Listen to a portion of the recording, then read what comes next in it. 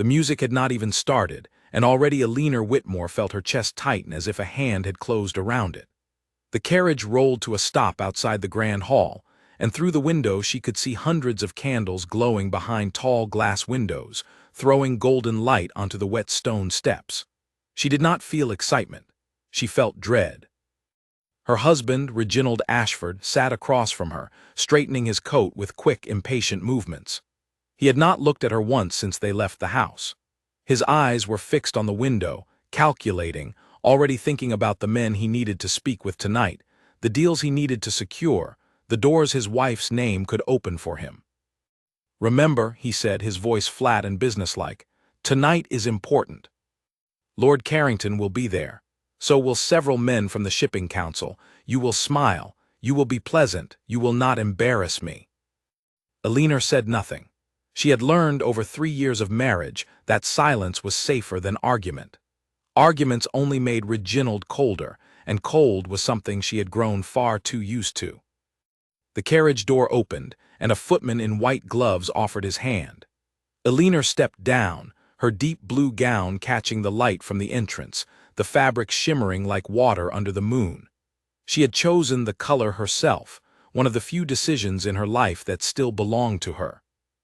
As they walked up the steps, Reginald took her arm, not out of affection but out of habit, the way a man might carry a walking stick. It was for show. Everything between them was for show. Inside, the hall opened up like something out of a dream, though for Alina it had long stopped feeling like one. Marble floors stretched wide beneath enormous chandeliers, each one dripping with crystal, throwing light across the room in soft golden waves. Musicians tuned their instruments near a raised platform at the far end, and servants moved quietly along the walls, carrying trays of wine and small, delicate cakes. But it was the people who made the room feel dangerous. Lords and ladies stood in small clusters, fans moving, eyes watching, voices lowered just enough to seem private while still being heard. This was a world built on appearances, and Alina had learned long ago that one wrong word, one wrong glance, could destroy a reputation in a single evening. She held her chin high, the way her mother had taught her before she died, and stepped into the room beside her husband. Heads turned immediately. It was not because of Reginald. Few people paid him any real attention beyond polite nods and quick handshakes. It was Alina who drew the eyes. There was something about the quiet way she carried herself, a stillness that most women in that room did not have. She did not chase attention. She did not need to. It found her anyway. Across the hall, near one of the tall windows, a man stood slightly apart from the crowd. He wore no elaborate decorations, no unnecessary jewelry, nothing that shouted for attention the way so many other guests seemed to crave. And yet, the moment he turned his head and saw her, something in the room seemed to shift, though no one else noticed it yet. This was Nathaniel Ravensworth, the Duke of Ravensworth, one of the most powerful men in the entire region. His title alone could silence a room.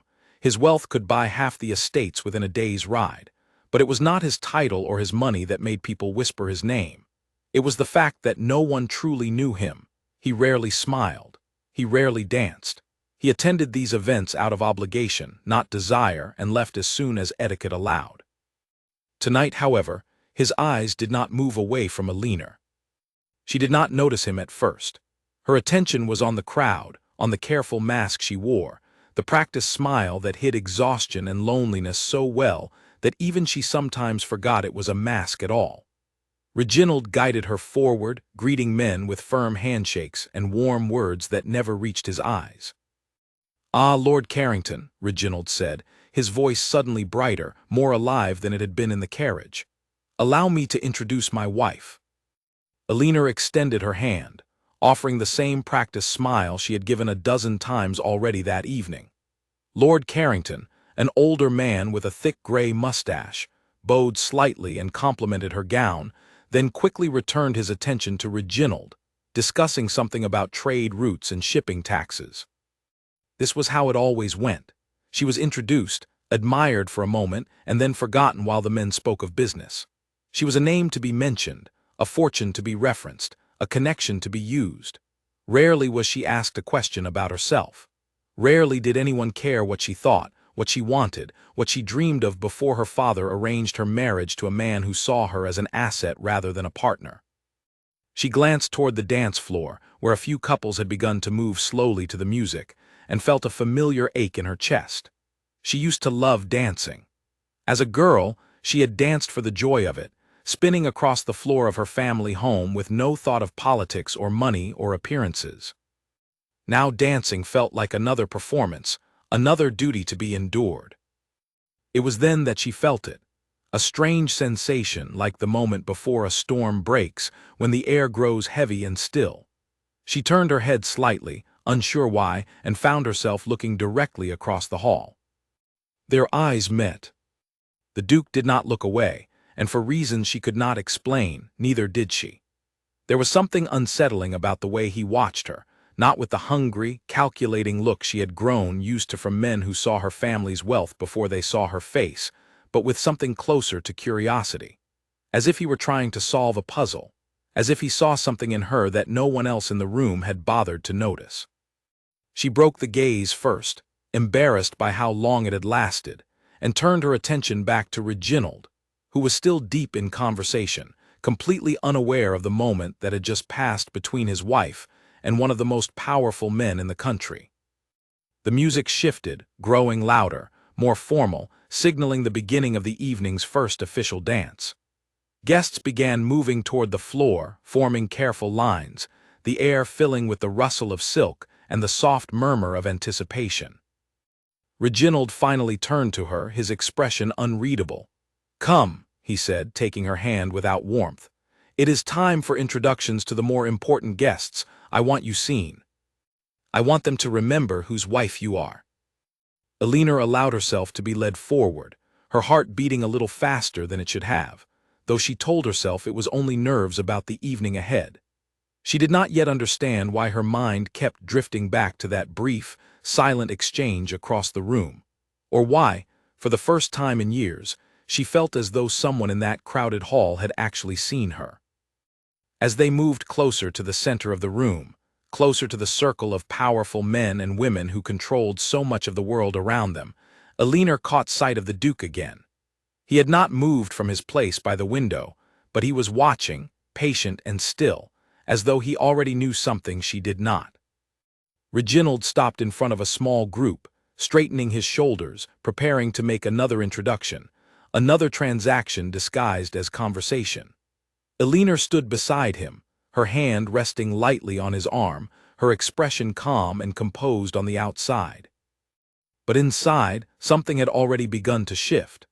A single glance across a crowded ballroom had cracked open a door she had kept sealed for years, a door leading to questions she was not ready to ask, and answers she was not sure she wanted to find. The night had only just begun, and already nothing felt quite the same.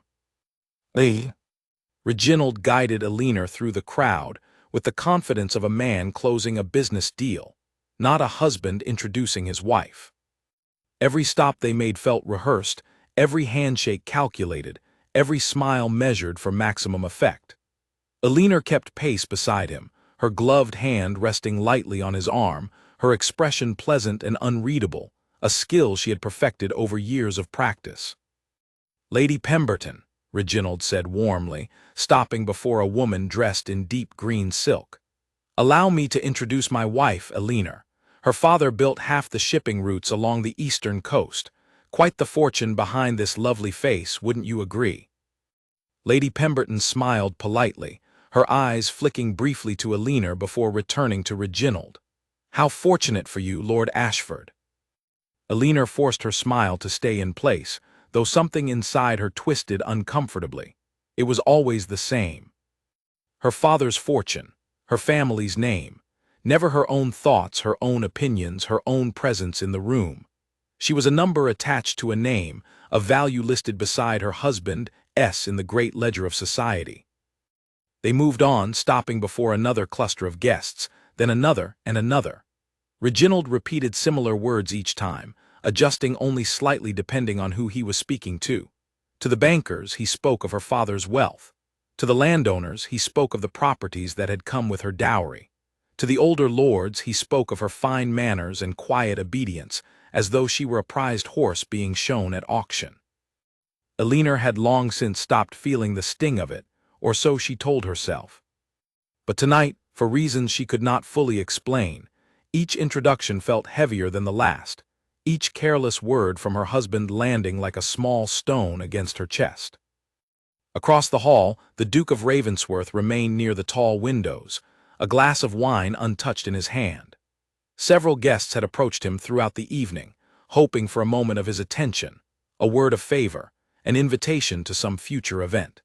He answered each with brief, polite responses, his eyes constantly drifting back toward the woman in the deep blue gown being paraded from group to group like a prized possession.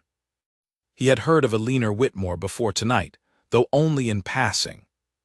Whispers among the older women at previous gatherings, comments about her kindness, her intelligence, the sharp wit she rarely allowed herself to show in public. He had dismissed the rumors at the time, assuming they were exaggerated, the way most society gossip tended to be. But watching her now, he understood the whispers had not done her justice.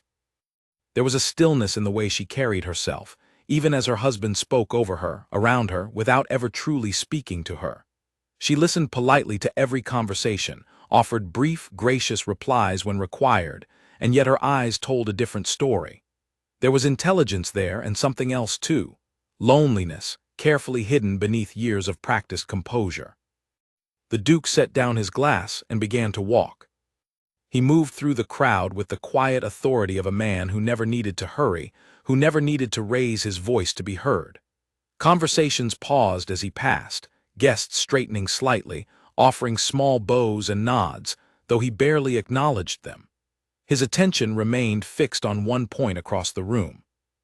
Reginald was mid-sentence, boasting to a group of merchants about a new trade agreement he hoped to secure, when he noticed the shift in the room. Conversations near him quieted. Eyes turned. He followed their gaze and felt a flicker of surprise, quickly replaced by something closer to excitement, when he realized the Duke of Ravensworth himself was approaching.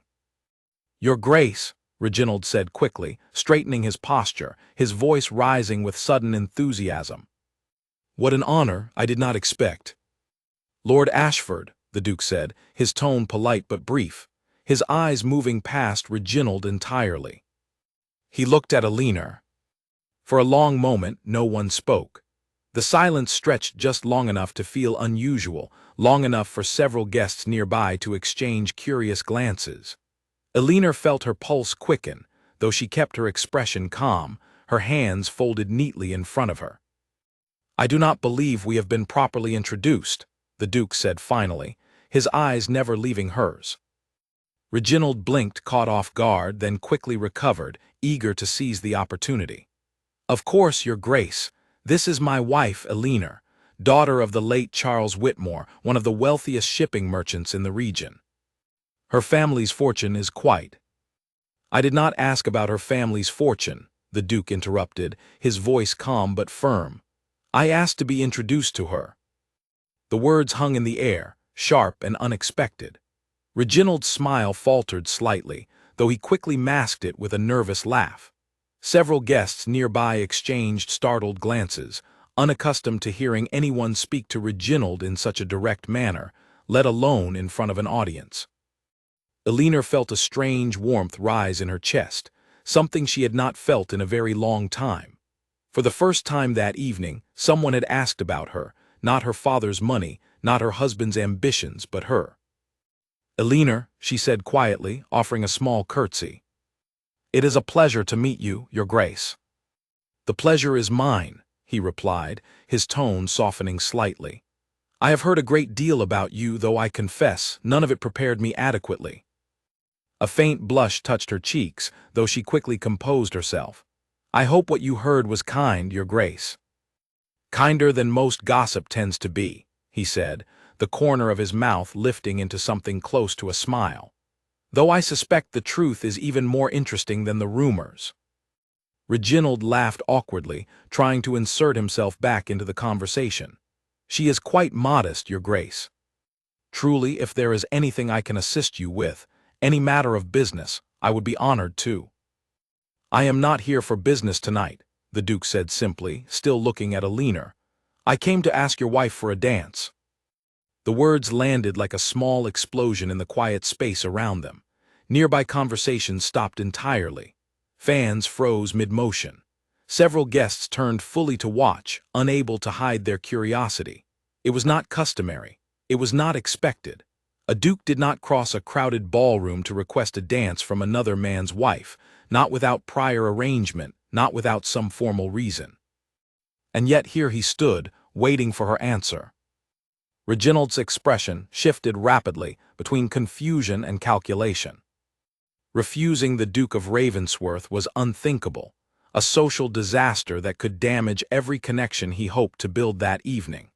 Yet something about the request unsettled him, though he could not quite name what it was.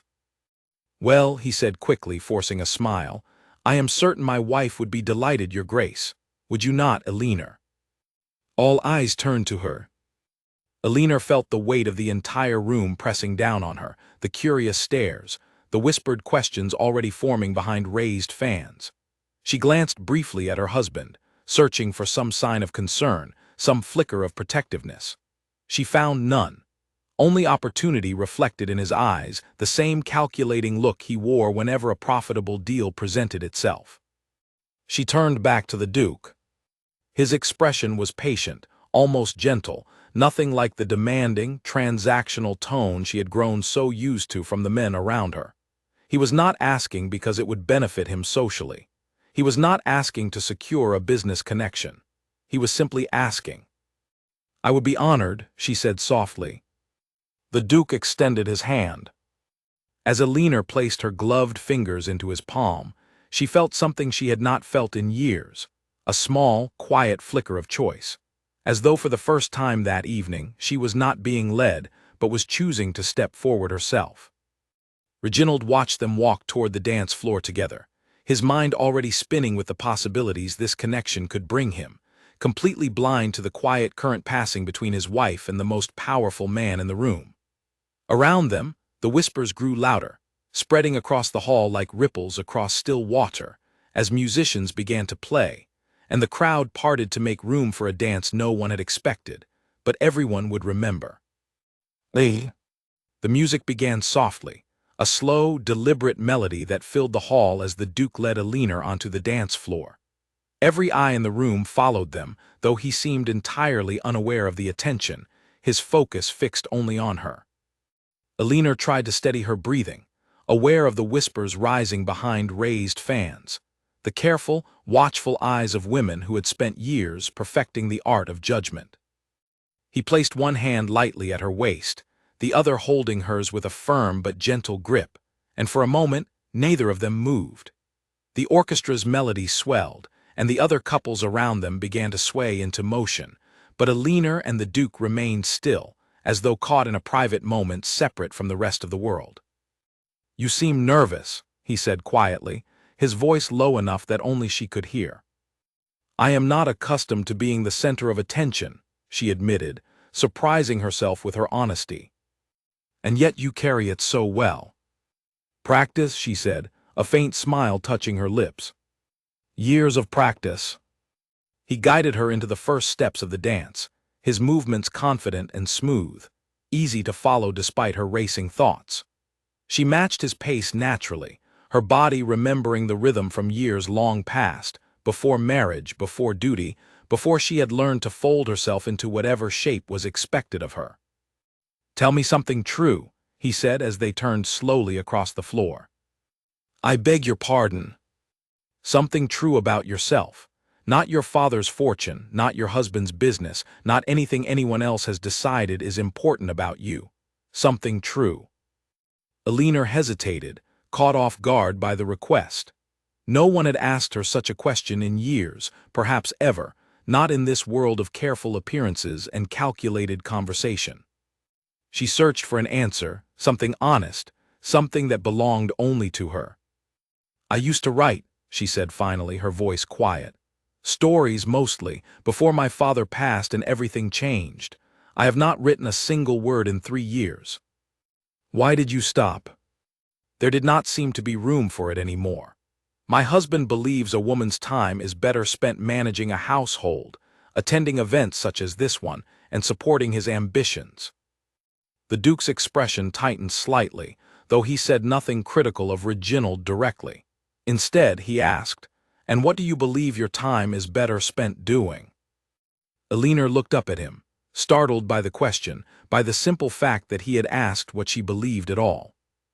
"I am not certain anyone has ever asked me that before." "Then I am asking now." She considered the question carefully as they continued to move across the floor, the music rising and falling around them, the watching crowd fading into the background of her awareness. "I think," she said slowly, "I would like to write again. Stories about people who are seen for who they truly are, not for what they are worth." "That sounds like a fine ambition," he said, and there was no mockery in his voice, no condescension, only quiet sincerity. Nearby, a young woman named Charlotte Hensley watched the dance with narrowed eyes, her fan snapping shut with a sharp, irritated motion. Charlotte had spent the better part of 2 seasons attempting to secure the Duke's attention, enduring countless events, countless carefully arranged encounters, all without success. Watching him now, so openly engaged with a married woman of all people, sent a hot flash of jealousy through her chest.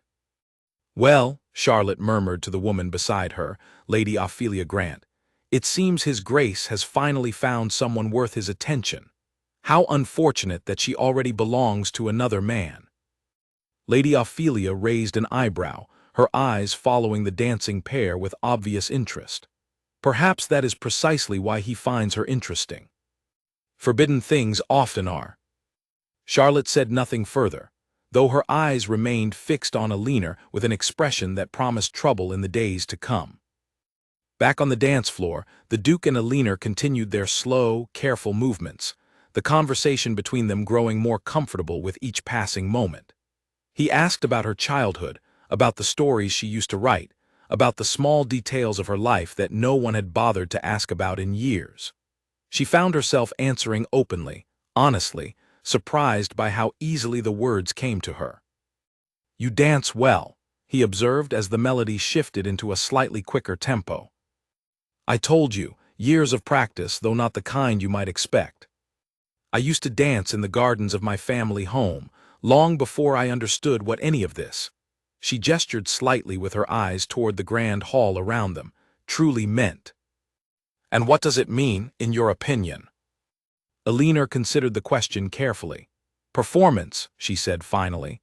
"Everyone here is performing some version of themselves. Wealth, status, connections. It is rarely about the person underneath."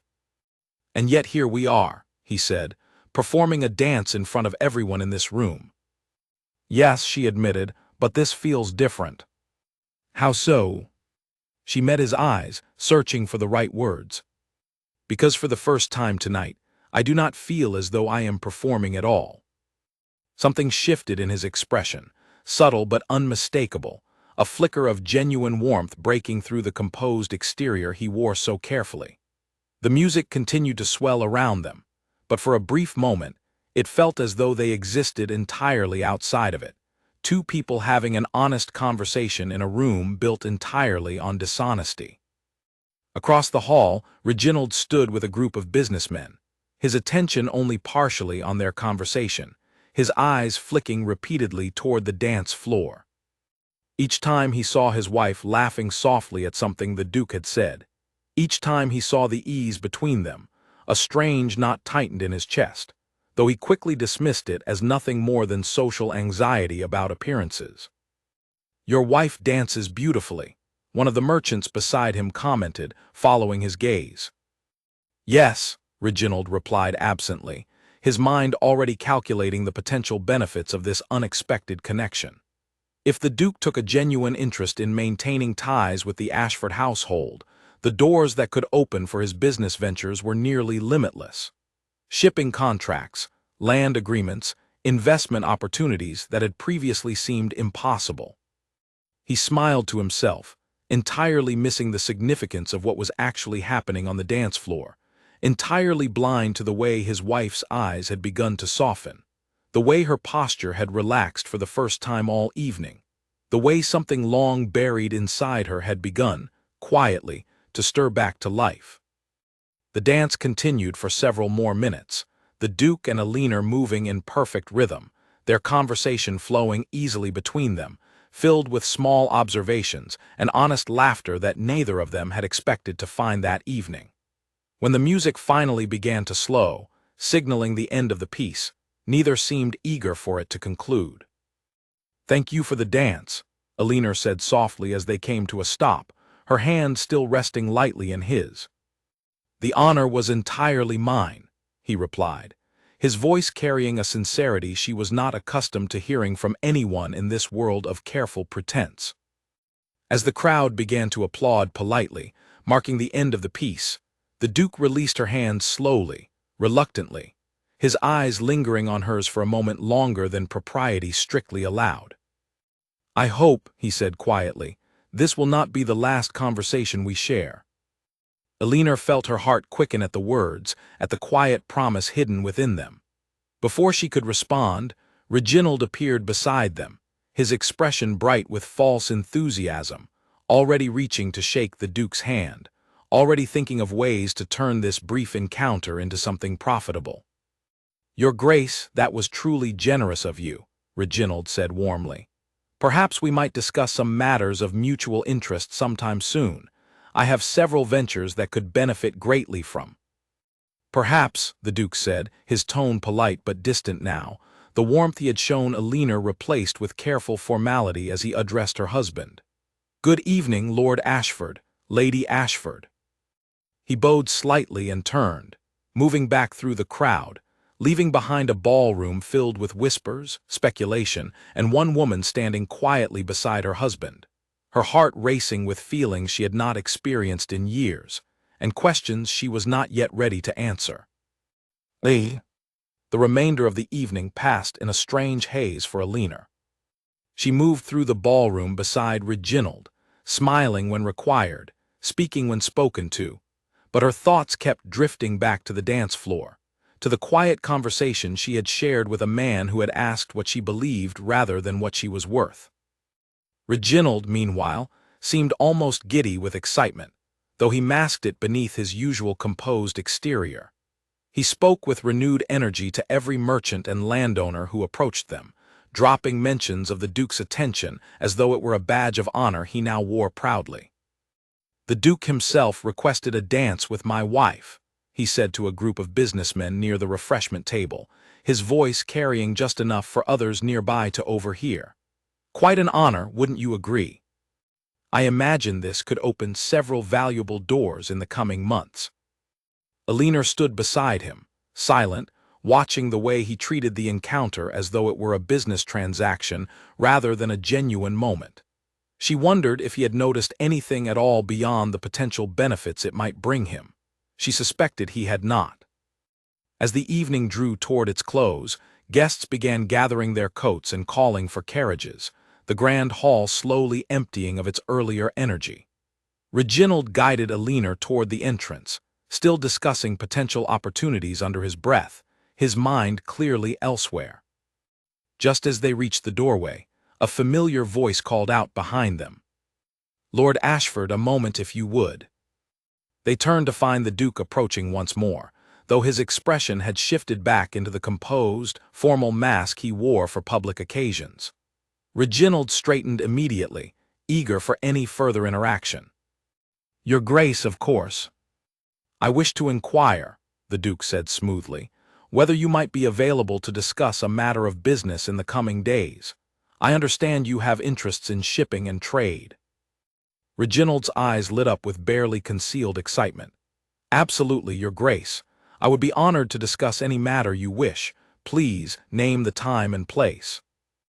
"I shall send word within the week," the Duke replied, then turned his attention briefly toward Alina. "Lady Ashford, I hope you enjoyed the evening."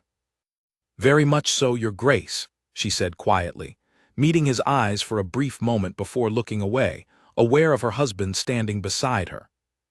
The Duke offered a polite bow and departed, leaving Reginald practically vibrating with excitement as they made their way toward their waiting carriage. He spoke rapidly during the ride home, outlining potential business ventures, calculating figures under his breath, entirely consumed by the opportunities this unexpected connection might bring. Elinor sat quietly across from him, staring out the window at the passing streets, her mind replaying the conversation she had shared with the Duke. She thought of his question, the one that had caught her so completely off guard. "Tell me something true about yourself." No one had asked her that in years. Not her father, who had spent his final years consumed by business matters of his own. Not Reginald, who had never shown any real interest in who she was beyond what she could provide him. Certainly not the countless acquaintances and distant relatives who filled her social circle, all of whom saw her primarily as an extension of her family's wealth. "Are you even listening?" Reginald's voice cut through her thoughts, sharp with irritation. Elinor blinked, pulling her attention back to the present. "I apologize. I was simply tired from the evening." Reginald sighed, waving a dismissive hand. "No matter. I was saying that if this business arrangement with the Duke proceeds as I hope, it could significantly expand our holdings. Perhaps even secure us a place among the higher circles of society, beyond what your father's fortune alone could achieve." Your father's fortune. Always her father's fortune. Never her own thoughts, her own contributions, her own presence in their marriage beyond the financial value she represented. "I am glad," she said quietly, though the words felt hollow even as she spoke them. They arrived home shortly after, the grand house looming dark and silent against the night sky. Reginald retired almost immediately to his study, eager to begin drafting proposals and calculations for his potential meeting with the Duke, leaving Elinor alone in the quiet hallway. She climbed the stairs slowly, her mind still crowded with thoughts of the evening, and made her way to her private sitting room, a small space that had once belonged entirely to her, before marriage had slowly stripped away most of the things she once considered hers. Sitting down at the small writing desk near the window, she noticed a thin layer of dust covering the wooden surface, evidence of how long it had been since she had last used it. She ran her fingers lightly across the desk, remembering the countless hours she had once spent there, filling pages with stories, ideas, dreams that had felt endless at the time. Almost without thinking, she opened one of the drawers and found a stack of blank paper, untouched for years. She stared at it for a long moment, her heart aching with a strange combination of longing and hesitation. "I would like to write again," she had told the Duke. "Stories about people who are seen for who they truly are, not for what they are worth." She had meant those words when she spoke them, though she had not expected to feel their weight so strongly afterward. Slowly, almost cautiously, she pulled a single sheet of paper from the drawer and set it before her, along with a pen she had not used in years. For a long moment, she simply stared at the blank page, unsure where to begin, unsure if she even remembered how. Then slowly she began to write, not a story exactly, but simple thoughts, observations about the evening, about the strange feeling of being truly seen for the first time in years. The words came slowly at first, hesitant and uncertain, but gradually they began to flow more easily, filling the page with her private thoughts, thoughts she had kept locked away for far too long. She wrote about the ballroom, the whispers, the performance everyone around her seemed to be constantly engaged in. She wrote about her husband's ambitions, about the way she had slowly become invisible within her own marriage, reduced to a name attached to a fortune rather than a person with thoughts and dreams of her own. And she wrote about the dance, about the quiet conversation shared with a man who had asked what she believed, who had listened when she answered, who had looked at her as though she were more than simply an asset to be introduced and discussed among wealthy men. She did not know what any of it meant. She did not know where these feelings might lead, or whether she was foolish for allowing herself to feel anything at all toward a man who was not her husband.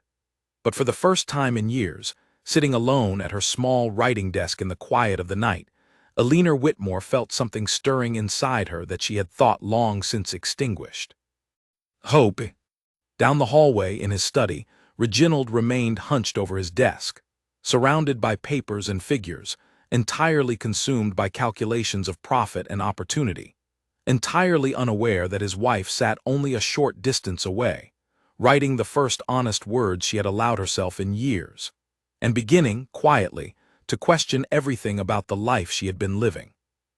Outside, the night stretched on, dark and silent, holding within it the first small seeds of change that would soon begin to grow, slowly but surely, reshaping everything Alina had once believed about her marriage, her worth, and the life she truly wanted for herself.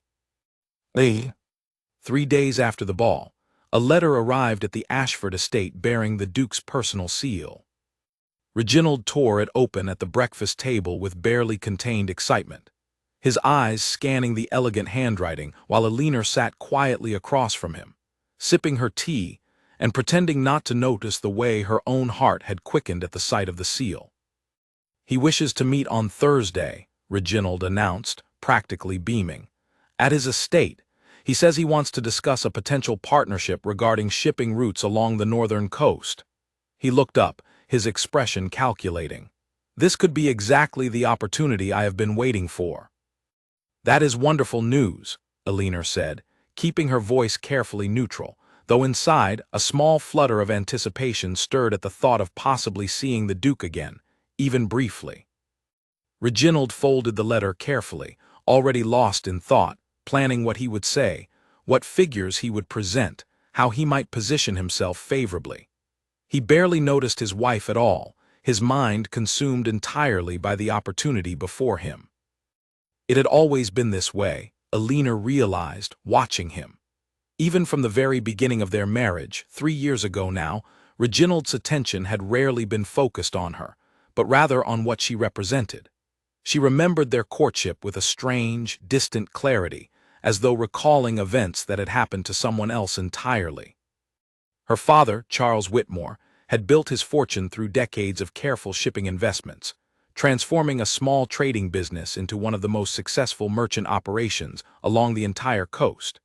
When he passed suddenly from illness, Alina had been left not only grieving, but suddenly vulnerable, a young woman alone with a substantial inheritance and no immediate family to guide her through the complicated world of society and business.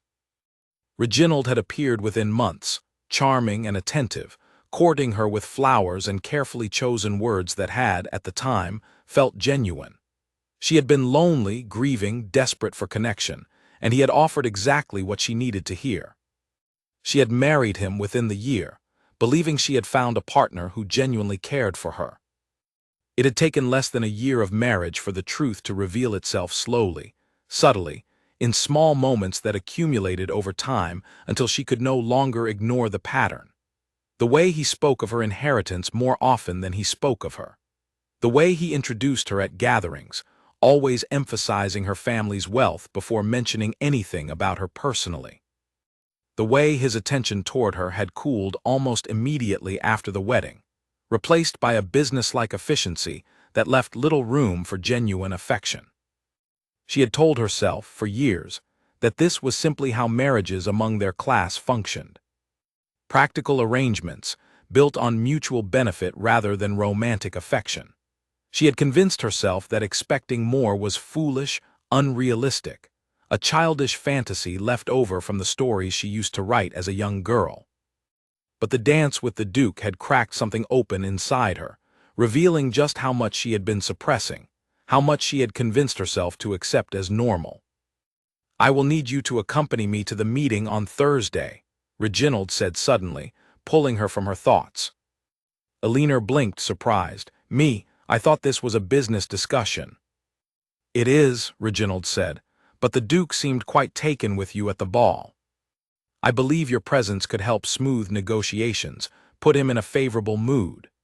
He said this so casually, so matter-of-factly, that Alina felt a cold knot form in her stomach. He wanted to use her again. Not her thoughts, not her opinions, but her presence, her ability to charm and please, all in service of his business ambitions. The realization, though not entirely new, struck her with unexpected force this time, perhaps because of how sharply it contrasted with the way the Duke had spoken to her at the ball. Of course, she said quietly, unable to think of a reasonable objection that would not raise suspicion. Thursday arrived quickly, and Alina found herself once again riding in a carriage beside her husband, this time toward the Duke's grand estate on the outskirts of the city. The journey took nearly an hour, during which Reginald reviewed his notes and figures obsessively, occasionally reading portions aloud to her, though he did not seem to expect or want any response beyond polite acknowledgement. The Duke's estate, when they finally arrived, was breathtaking in its quiet elegance. Unlike the ostentatious displays of wealth common among many aristocratic households, Ravensworth Manor carried itself with understated dignity. Beautiful gardens stretched along the entrance, carefully maintained but not overly manicured, giving the impression of natural beauty rather than forced perfection. A butler greeted them at the door and led them through a series of elegant hallways toward a private study, where the Duke waited. He rose from his desk as they entered, offering a polite bow toward Reginald before his eyes moved briefly toward Alina, a flicker of warmth passing across his features before he composed himself once more. "Lord Ashford, Lady Ashford, thank you for coming," he said smoothly. "The honor is entirely ours, Your Grace," Reginald replied eagerly, already reaching to shake his hand. The Duke gestured toward a set of comfortable chairs arranged near the fireplace. "Please sit. I have arranged for tea while we discuss matters." As the men settled into conversation about shipping routes and trade agreements, Alina sat quietly nearby, her hands folded in her lap, listening to the exchange with polite attentiveness. Reginald spoke with confident enthusiasm, presenting figures and projections he had spent days preparing, clearly hoping to impress the Duke with his business acumen. The Duke listened carefully, asking sharp, precise questions that revealed a keen understanding of trade and finance far beyond what Reginald had anticipated. Alina found herself quietly impressed, watching the way he navigated the conversation with calm authority, never rushed, never careless, always considering each point thoroughly before responding. After nearly an hour of discussion, the Duke finally leaned back in his chair, considering Reginald's proposal. "Your figures are reasonable," he said slowly, "though I would like additional time to review the specifics before committing to anything formal." Reginald nodded quickly, though Alina could see the slight tension in his shoulders, the disappointment at not securing an immediate agreement. "Of course, Your Grace. Take whatever time you require." "Excellent," the Duke said, then turned his attention toward Alina for the first time since the conversation had begun. "Lady Ashford, I hope the discussion has not bored you entirely. Perhaps you might enjoy a brief tour of the gardens, while your husband and I finalize a few remaining details." Reginald, eager to continue impressing the Duke with additional figures and proposals, nodded enthusiastically. "A wonderful idea.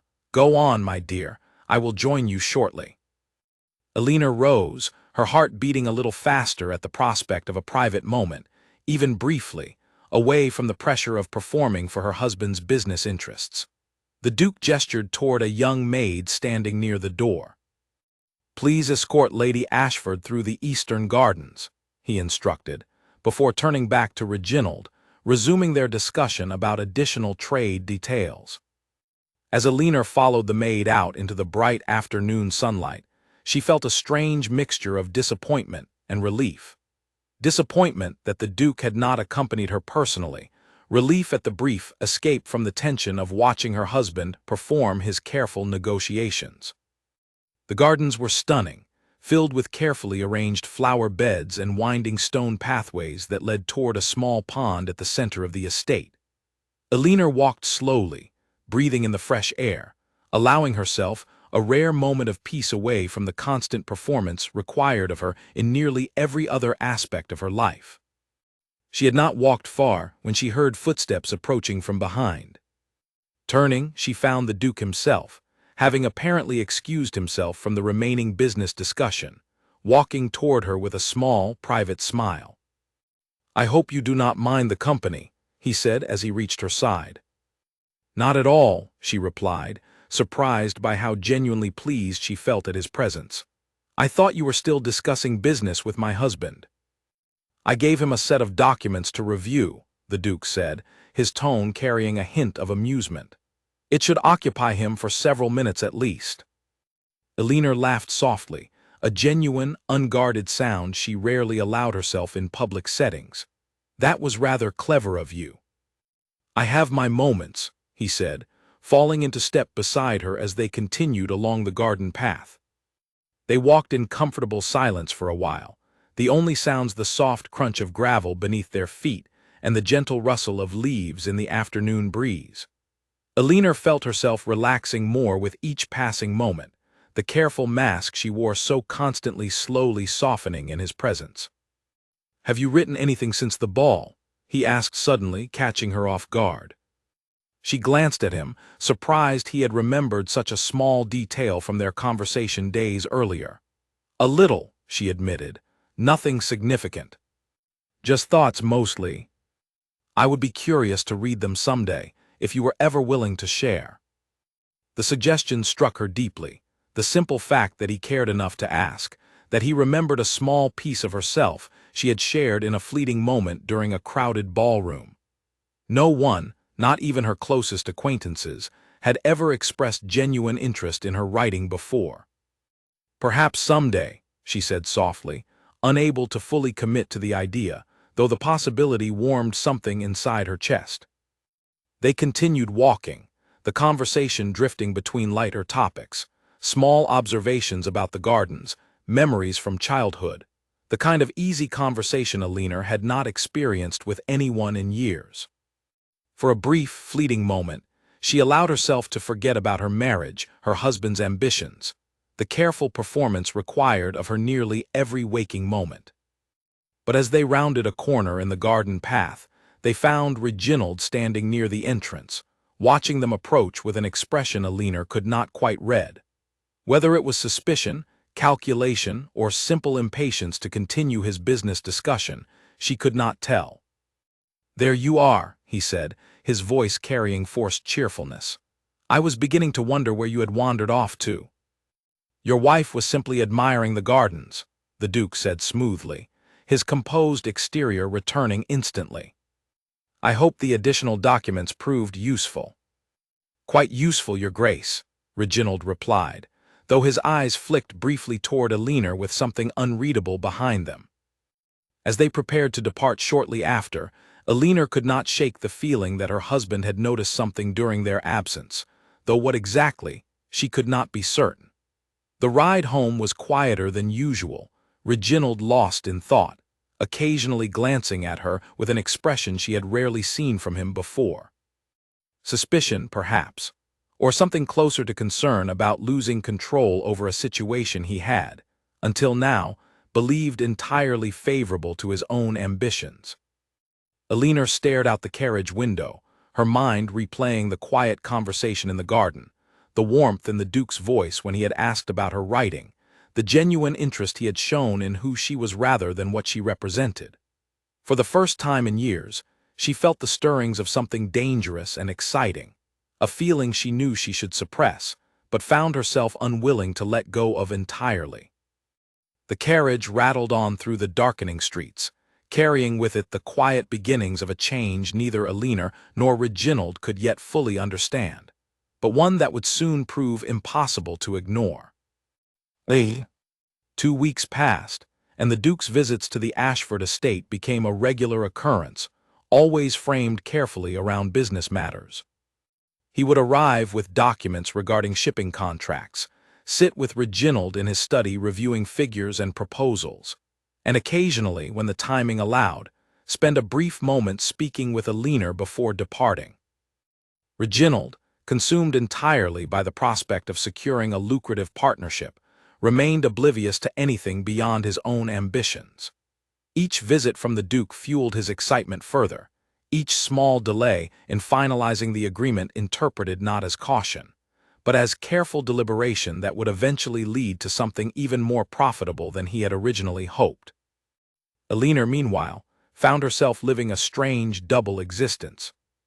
On the surface, her days continued much as they always had, managing household affairs, attending social engagements, playing the role of dutiful wife whenever required. But beneath that surface, something had begun to change, quietly but unmistakably. She had returned to her writing desk nearly every evening since the ball, filling page after page with thoughts, observations, small fragments of stories that had once felt impossible to access. The words came more easily now, as though a door long sealed shut had finally been pried open, allowing something essential to breathe again. One afternoon, while Reginald was away discussing business matters in the city, a servant announced an unexpected visitor.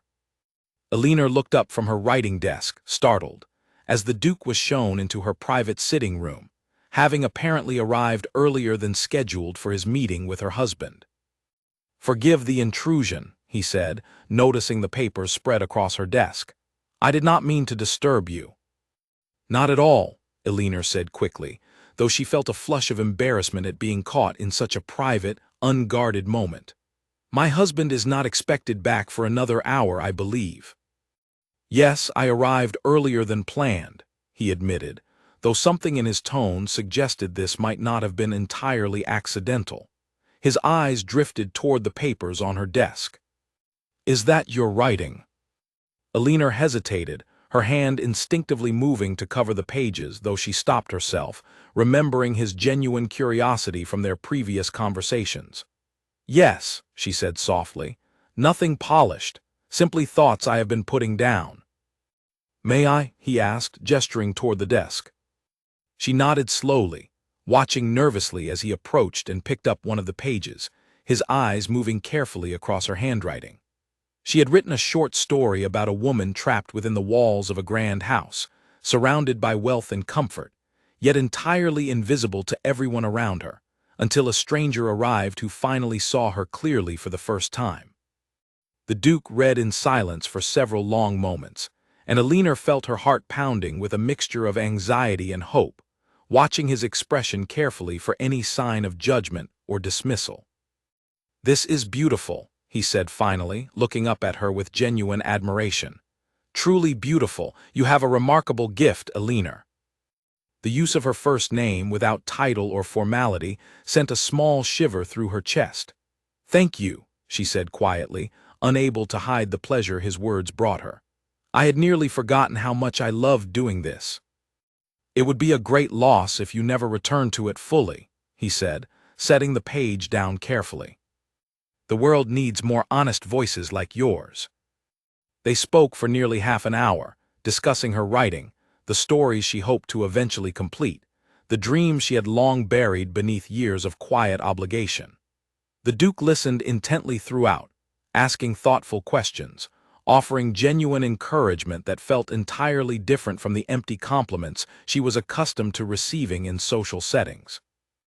As their conversation deepened, Alina found herself sharing more than she had intended, speaking openly about the loneliness of her marriage, the careful performance required of her nearly every day, the quiet grief she carried for the girl she used to be before duty and obligation had reshaped her into someone she barely recognized.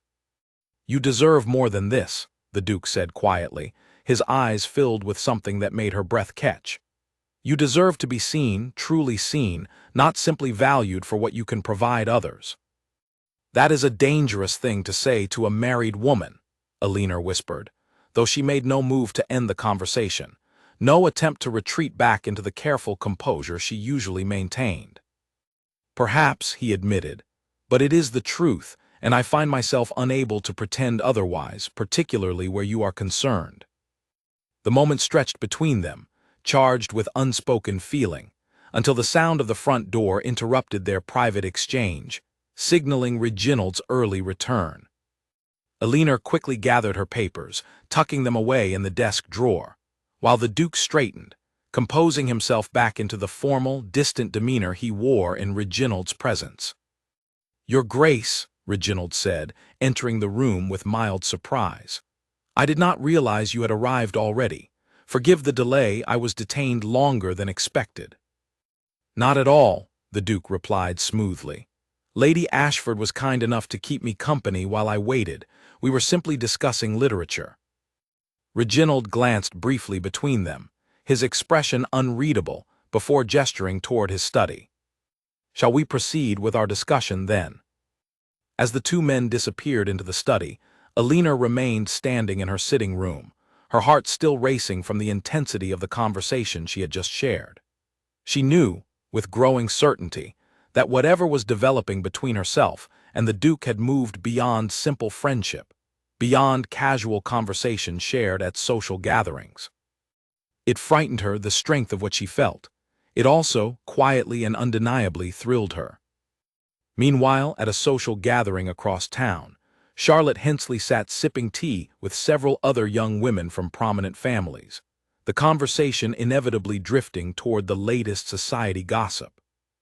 "I have heard," Charlotte said, her voice carrying carefully practiced casualness, "that the Duke has been spending a remarkable amount of time at the Ashford estate lately. Business matters, apparently." "How curious," Lady Ophelia Grant replied, raising an eyebrow. "I had not realized Lord Ashford's shipping ventures were quite so significant as to warrant such frequent attention from someone of the Duke's standing." "Perhaps it is not entirely the shipping ventures that interest him," Charlotte said, a sharp edge creeping into her voice. "I recall quite clearly the way he looked at Lady Ashford during the ball. It was hardly the look of a man interested purely in business." The other women exchanged knowing glances, the seeds of gossip already beginning to spread among their carefully guarded social circles. Charlotte, still stinging from her failed attempts to secure the Duke's attention over the past several seasons, felt a bitter satisfaction at the prospect of stirring trouble, though she told herself her concerns were simply about propriety and appearances. "Someone really ought to inform Lord Ashford," she added, her tone deceptively light, "before the situation becomes an embarrassment for everyone involved." Back at the Ashford estate, Reginald and the Duke concluded their business discussion within the hour, finalizing several key details of their proposed partnership. As the Duke prepared to depart, he paused briefly near the entrance, his eyes finding Alina once more where she stood near the staircase. "Lady Ashford," he said formally, though his eyes carried a warmth that contradicted the careful distance of his tone, "thank you for your hospitality this afternoon." "Of course, Your Grace," she replied, matching his formal tone despite the flutter in her chest. As he departed, Reginald turned toward her, his expression thoughtful. "The partnership is nearly finalized," he said, though his tone lacked its usual excitement. "Once complete, our position within society will improve significantly."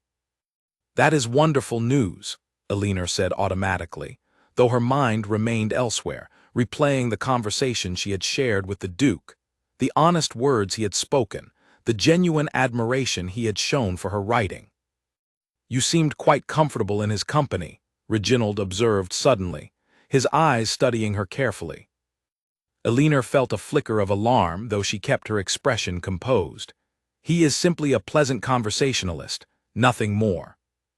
Reginald held her gaze for a long moment, something calculating passing behind his eyes, before he finally nodded, seemingly satisfied, or perhaps simply too consumed by his business ambitions to pursue the matter further.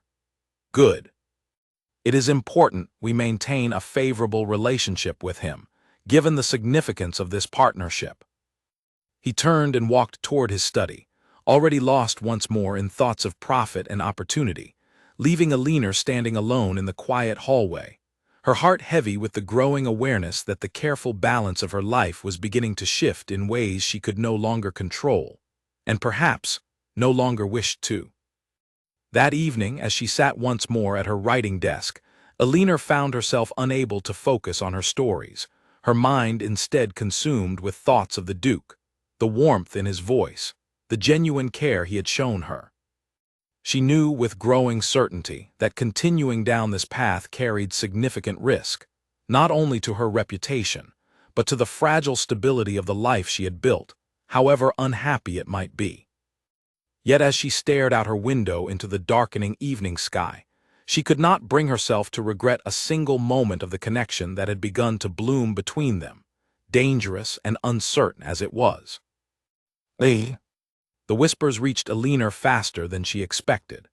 Within a week, Charlotte Hensley's careful gossip had spread through nearly every drawing room in the city, twisting and growing with each retelling, until the simple truth of a friendly conversation had transformed into something far more scandalous. Alina first sensed the shift during a small afternoon gathering hosted by Lady Ophelia Grant. The moment she entered the room, conversations quieted slightly, and several women exchanged quick, knowing glances before offering their usual polite greetings. She had grown skilled at reading the subtle signals of society disapproval over the years, and she recognized immediately that something had changed.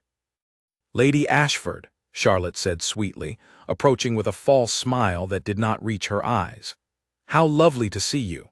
I do hope Lord Ashford's business dealings with the Duke are proceeding smoothly."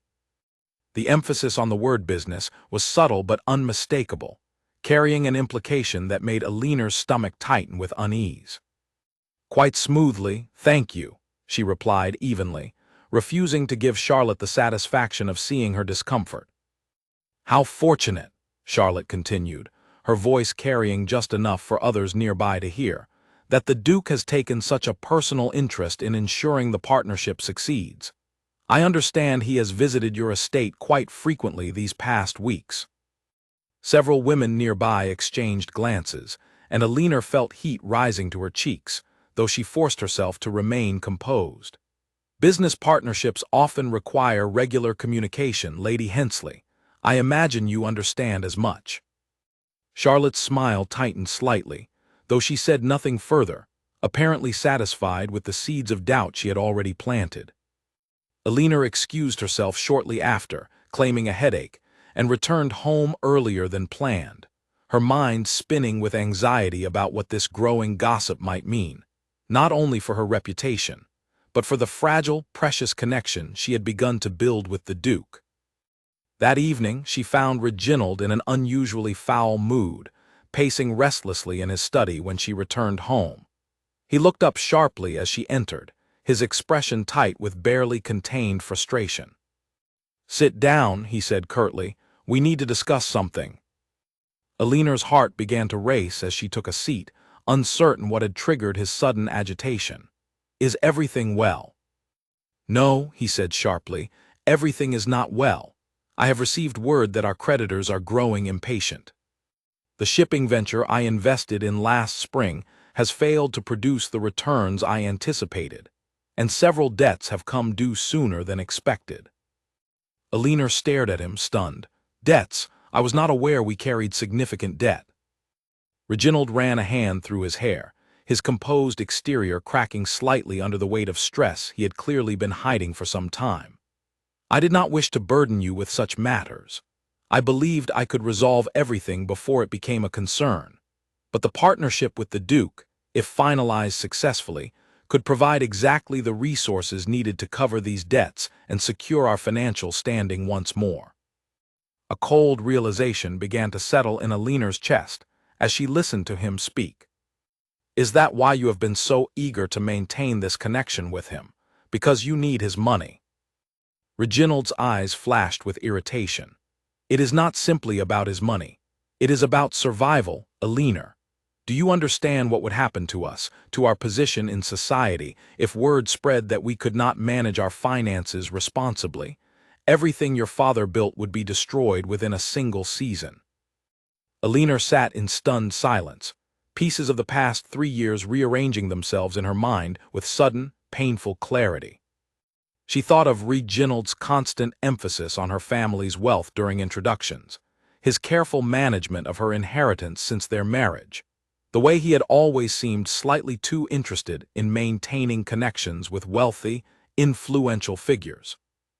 "How much of my father's fortune remains?" she asked quietly, her voice trembling slightly despite her efforts to remain calm. Reginald hesitated, and that hesitation told her everything she needed to know before he even spoke.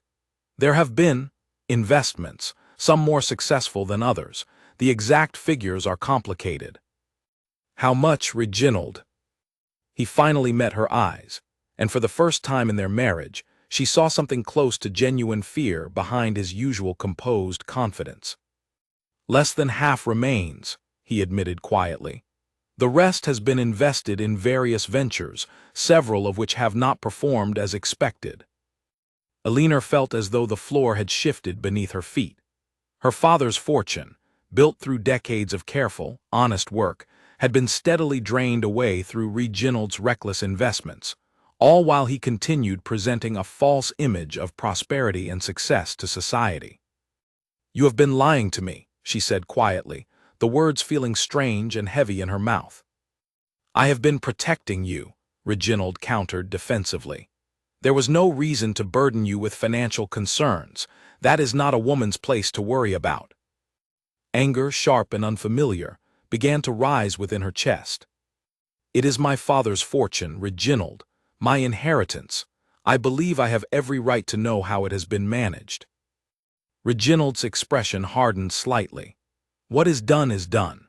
What matters now is securing this partnership with the Duke before our financial situation becomes public knowledge and destroys everything we have built." Alina stared at him, seeing him clearly for perhaps the first time since their marriage began. Not a partner, not someone who valued her as a person, but a man who had married her for her fortune, spent it recklessly, and now needed her continued cooperation to secure the connections necessary to cover his mistakes. "And what of the rumors currently spreading through society?" she asked, her voice steadier now despite the storm of emotions inside her. "Charlotte Hensley has been suggesting the Duke's visits are not entirely about business." Reginald's jaw tightened. "I have heard the whispers. They are baseless, of course, but if they continue to spread, they could damage the partnership significantly. The Duke would not wish to be associated with any scandal, and if he withdraws his support because of foolish gossip, our financial situation will become dire indeed." "So what would you have me do?" Alina asked, though she already suspected the answer. "Distance yourself from him," Reginald said flatly. "Maintain politeness during business meetings, nothing more. Give the gossips nothing further to discuss. Once the partnership is finalized and our finances secured, the rumors will fade naturally." Alina felt something inside her crack at his words, not from sadness, but from a sudden, clarifying anger.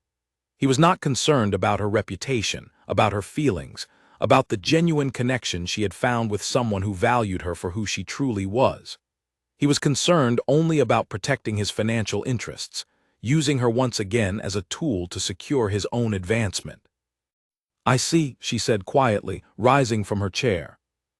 "Alina," Reginald said, his tone softening slightly, though it felt hollow and calculated rather than genuine. "I know this has been difficult, but we are partners in this marriage. We must work together to protect what we have built." She looked at him for a long moment, considering his words, considering the 3 years of quiet loneliness and careful performance she had endured within their marriage. "Partners," she repeated softly. "Yes, of course." She left the study without another word, retreating to her private sitting room, her mind spinning with the weight of everything she had just learned. Her father's fortune, carelessly spent. Her husband's true motivations, finally revealed clearly for what they had always been. The growing gossip threatening to destroy the one genuine connection she had found in years. Sitting at her writing desk, she stared at the blank page before her hands trembling slightly as she processed the events of the evening. She thought of the Duke's words in the garden, the genuine warmth in his voice when he spoke of her writing, the honest admiration he had shown for who she truly was. "You deserve to be seen, truly seen, not simply valued for what you can provide others." The words echoed in her mind, carrying new weight and significance in light of everything she had just discovered about her marriage. She realized, with growing clarity, that she stood at a crossroads, facing a decision that would shape the remainder of her life. She could remain within the careful, hollow structure of her marriage, continuing to play the role expected of her, protecting her husband's reputation and financial interests while sacrificing her own happiness and identity. Or she could finally acknowledge the truth she had been avoiding, the genuine connection she felt toward a man who saw her clearly, who valued her for herself rather than her wealth or her usefulness. The choice frightened her more than anything she had faced since her father's death. But as she sat there in the quiet darkness of her sitting room, staring at the blank page before her, she felt something shifting inside her, a quiet, determined resolve beginning to take root where fear and uncertainty had lived for far too long. Whatever happened next, she knew she could no longer continue pretending that her happiness did not matter, that her voice did not deserve to be heard, that she existed simply as an asset to be managed and protected for someone else's benefit. The gossip would continue to spread. Her husband's financial troubles would eventually become impossible to hide. And somewhere across the city, a man who had shown her genuine kindness waited, uncertain himself of what the future might hold for either of them. Elinor picked up her pen, her hand steadier now, and began to write not stories this time, but a plan, careful and deliberate, for the difficult path that lay ahead.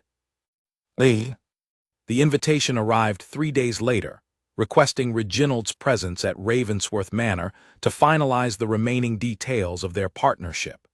Elinor was not included in the invitation this time, though Reginald insisted she accompany him regardless, still hoping her presence might help secure favorable terms. The atmosphere within the carriage during their journey felt entirely different from previous visits. Reginald sat rigid and tense, reviewing documents with none of his earlier enthusiasm, clearly burdened by the weight of financial pressures he could no longer fully hide. Elinor sat across from him, quiet and composed, her mind clear with a resolve that had been building steadily over the past several days. She had spent the previous evenings writing extensively, not only stories, but honest reflections on her marriage, her identity, and the future she wanted for herself. Each page had brought greater clarity, greater confidence in the decision slowly forming within her heart. When they arrived at Ravensworth Manor, they were shown once again into the Duke's private study, where he waited with a stack of documents spread carefully across his desk. His expression, upon seeing them enter, remained carefully composed, though Elinor noticed a slight tightness around his eyes that had not been present during their previous meetings.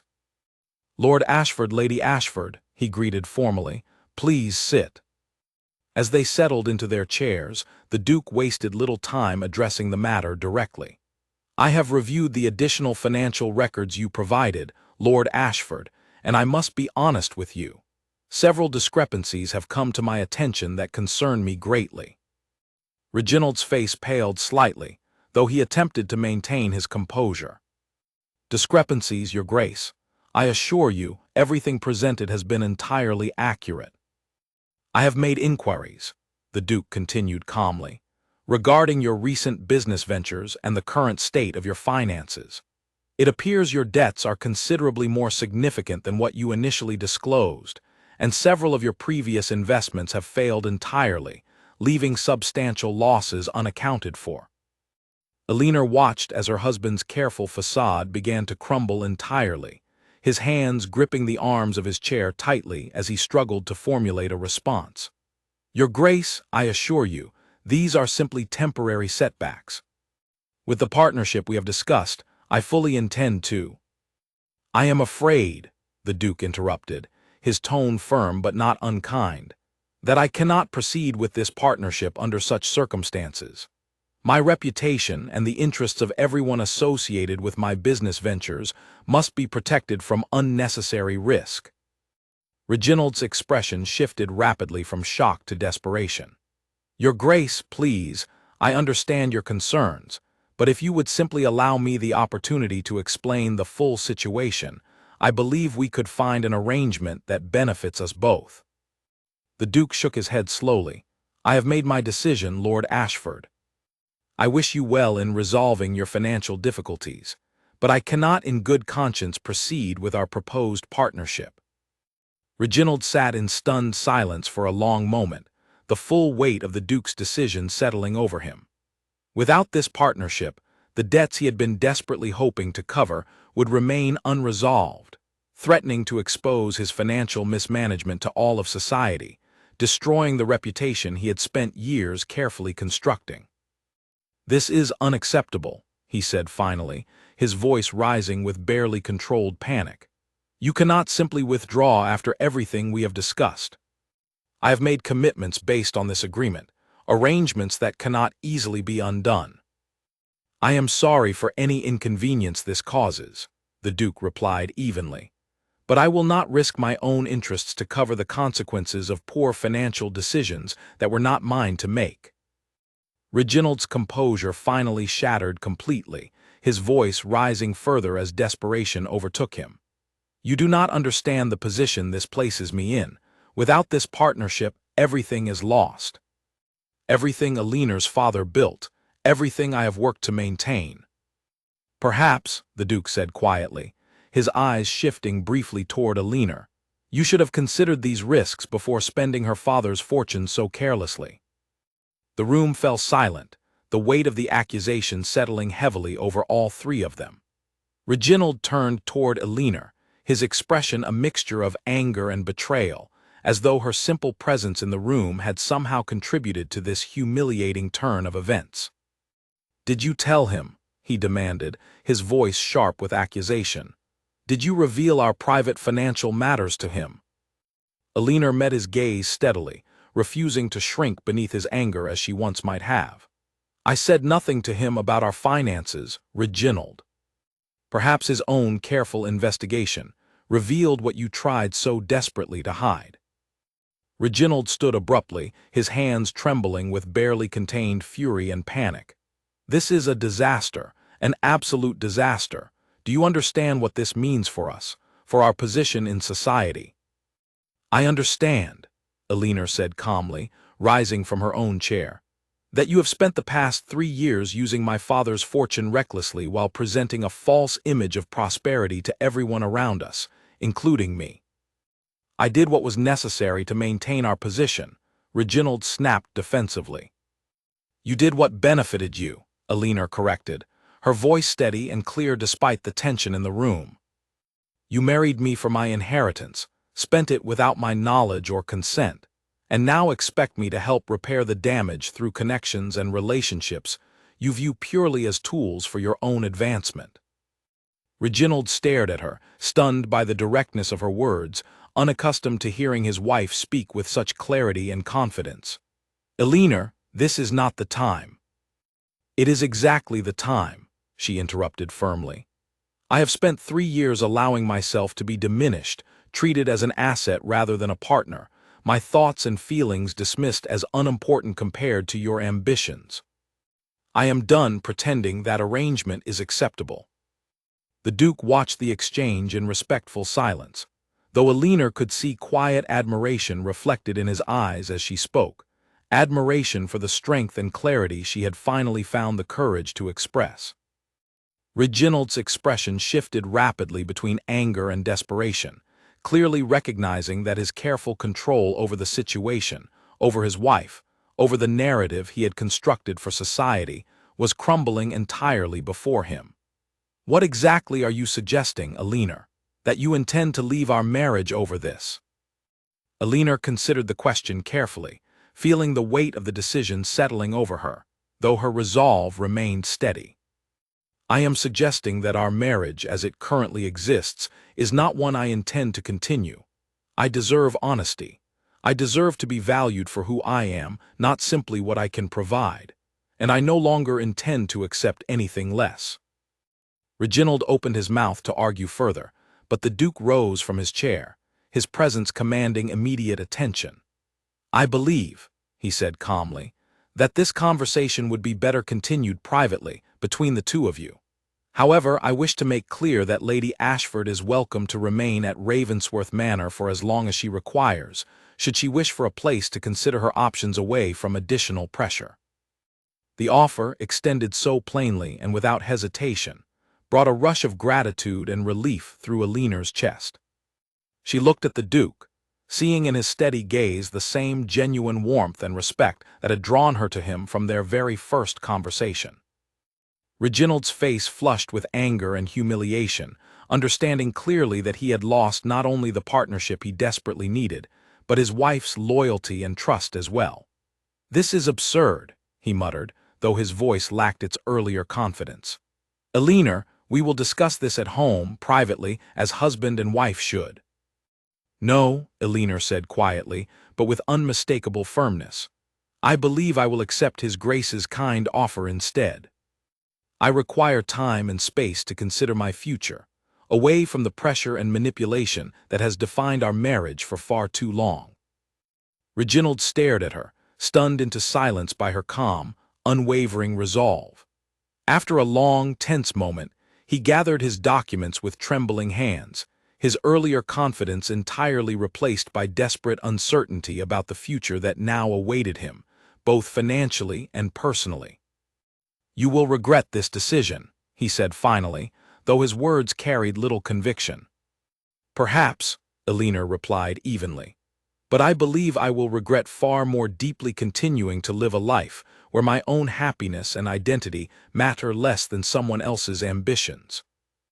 Reginald left the study without another word, his footsteps echoing sharply through the quiet hallway as he departed Ravensworth Manor alone, leaving behind not only a failed business partnership, but a marriage he had taken entirely for granted. As the sound of his carriage faded into the distance, Elena remained standing in the Duke's study, her heart pounding with a mixture of fear and liberation at the enormity of the decision she had just made. The Duke approached her slowly, his expression gentle and filled with quiet admiration. "That took remarkable courage," he said softly. "I have spent far too long without it," Elena replied, a faint, genuine smile touching her lips for the first time in what felt like years. "I believe it was time I found it again." The Duke offered his hand, not for a dance this time, but simply as a gesture of support, of genuine partnership freely offered rather than demanded. Elena took it without hesitation, feeling the quiet promise of a future finally built on honesty, respect, and the simple, powerful experience of being truly seen for who she was. Outside, the afternoon sun cast warm light across the gardens of Ravensworth Manor, illuminating a new chapter in Elena's life, one she intended to write entirely for herself, free from the careful performances and quiet sacrifices that had defined her existence for far too long. The days following Elena's departure from the Ashford estate passed in a strange, unfamiliar rhythm. She remained at Ravensworth Manor, given a comfortable guest chamber overlooking the same gardens where she and the Duke had first shared an honest conversation weeks earlier. For the first time in years, her days were entirely her own, unburdened by the constant performance her marriage had demanded. Word of the separation spread quickly through society, carried swiftly by the same voices that had once whispered rumors about the Duke's frequent visits. Charlotte Hensley, upon hearing the news, found herself surprisingly conflicted, torn between satisfaction at seeing her predictions proven correct, and quiet unease at the realization that her careless gossip had contributed to exposing truths far more serious than she had intended. Reginald, meanwhile, found himself facing consequences he had spent years desperately trying to avoid. Without the partnership he had counted on, his creditors grew increasingly impatient, and within a month, several of his remaining assets were seized to cover outstanding debts. His reputation, once carefully maintained through calculated introductions and false displays of prosperity, crumbled rapidly as society learned the true extent of his financial mismanagement. He attempted on more than one occasion to reach out to Elena, sending letters filled with apologies and promises of change, hoping to convince her to return and salvage what remained of his crumbling position. Elena read each letter carefully, feeling not anger, but a quiet, distant sadness for the man she had once believed she married for love, before understanding the true nature of his intentions. She did not respond to his letters. Instead, she focused her energy on rebuilding her own identity, spending her mornings walking through the gardens of Ravensworth Manor, her afternoons writing at a small desk the Duke had thoughtfully provided for her, and her evenings sharing quiet conversations with him about literature, philosophy, and the small, meaningful details of life that had been so absent from her previous marriage. Their relationship grew slowly, carefully, built on genuine friendship and mutual respect rather than the rushed, calculated courtship that had defined her first marriage. The Duke never pressured her, never expected anything beyond what she was willing to offer, content simply to provide her the space and support she needed to heal and rediscover herself. "You seem different lately," he observed one afternoon, as they walked together through the eastern gardens, the same path where they had shared their first private conversation weeks earlier. "I feel different," Elena admitted, smiling softly. "Lighter, somehow, as though I am finally becoming the person I was always meant to be, rather than the person circumstances forced me to become." "I am glad," he said sincerely. "You deserve nothing less." Elena had, in the weeks since leaving her marriage, completed her first full story since her father's passing. A tale about a woman who discovers her own strength and worth after years of being defined entirely by others. She showed it to the Duke one evening, her hands trembling slightly with nervous anticipation as he read through the pages carefully. "This is remarkable," he said finally, looking up at her with genuine pride shining in his eyes. "You should consider having this published. The world deserves to read your voice." The suggestion, though initially frightening, took root slowly within Elena's mind over the following days. She began reaching out to publishers, using connections the Duke helped provide, carefully building a new path forward that belonged entirely to her, separate from any man's fortune or influence. 6 months after her departure from Reginald's household, Elena's first collection of short stories was accepted for publication, a modest achievement by society's standards, but one that filled her with a pride and satisfaction she had never experienced during her years of marriage. She dedicated the collection simply to those who see us clearly, when we have forgotten how to see ourselves.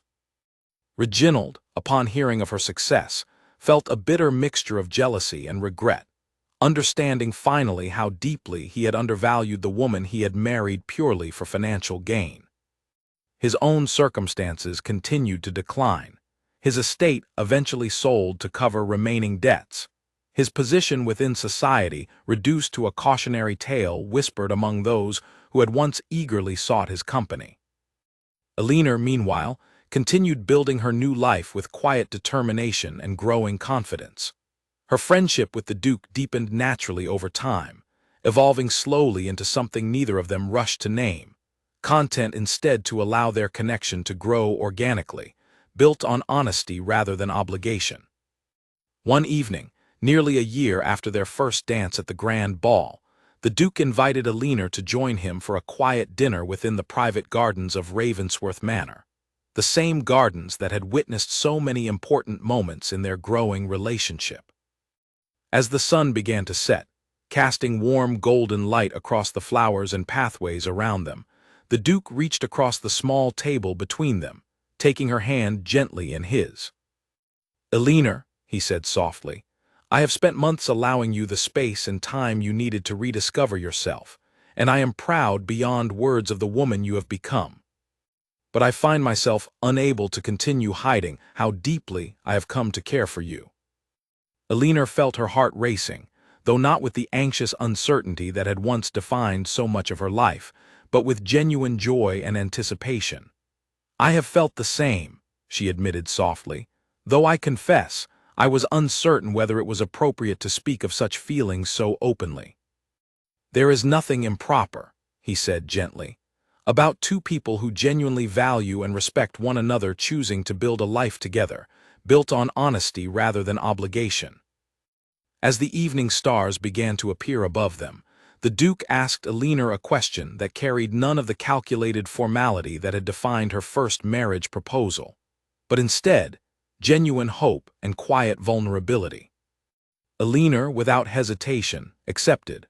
Her heart finally settled in the certainty that she had found a partnership built on mutual respect, honesty, and genuine affection. Their wedding, held quietly the following spring, stood in stark contrast to the grand, performative displays that had characterized so much of society's usual celebrations. Elena wore a simple gown of pale blue, surrounded by close friends and the quiet, genuine happiness of a woman who had finally found a life entirely her own. Reginald, by this time, had faded almost entirely from society's attention, his once carefully maintained reputation reduced to a distant memory, a lesson quietly discussed among those who valued honesty and genuine partnership over calculated ambition. Elena continued writing throughout the years that followed, her collection of stories growing steadily in popularity. her voice finally given the space and respect it had always deserved. She often reflected, during quiet evenings spent writing at her desk within Ravensworth Manor, on the strange, unexpected turn her life had taken, beginning with a single dance across a crowded ballroom. She understood now, with the clarity that only genuine self-discovery could provide, that her worth had never truly depended on her father's fortune, her husband's ambitions, or society's careful judgments. It had always existed within her, patiently waiting to be recognized, waiting for someone willing to look beyond the careful performances society demanded, and see her simply, honestly, for who she truly was. The Duke, true to the genuine character that had first drawn her to him across that crowded hall, continued supporting her dreams and ambitions throughout their marriage, never once expecting her to diminish herself for his benefit, understanding instead that true partnership meant celebrating one another's individual strengths and passions. Years later, Elinor would often tell the story of that fateful ball to close friends and family, the evening her husband had introduced her purely as an asset, only for a stranger to cross the hall and see her, truly see her, for the very first time. It had been, she would explain with a soft, knowing smile, the beginning of everything that mattered most in her life. A reminder that genuine connection and self-worth could not be measured in fortune or status, but in the simple, powerful experience of being truly known and valued by another. And though the road that led her there had been difficult, filled with painful revelations and difficult choices, Elinor never once regretted the courage it had taken to finally choose herself, to walk away from a life built on false pretenses, and to embrace instead a future built on honesty, genuine partnership, and the quiet, powerful joy of finally being seen.